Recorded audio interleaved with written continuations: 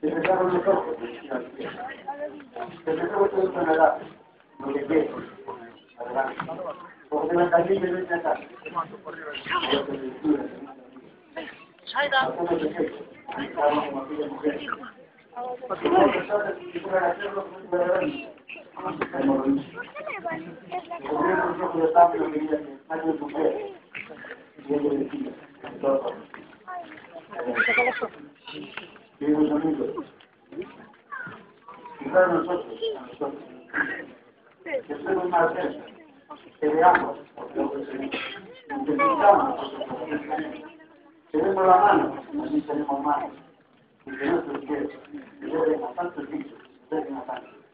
Hay tantos movimientos, y aquí es un modelo, y ella es un modelo, un corazón grande, un corazón cristiano, de un corazón humano, de un corazón que tenemos todos a veces la vida de los mujeres y debemos mirar a ellos, para cerrarnos, por vamos, y nos hacemos de ellos.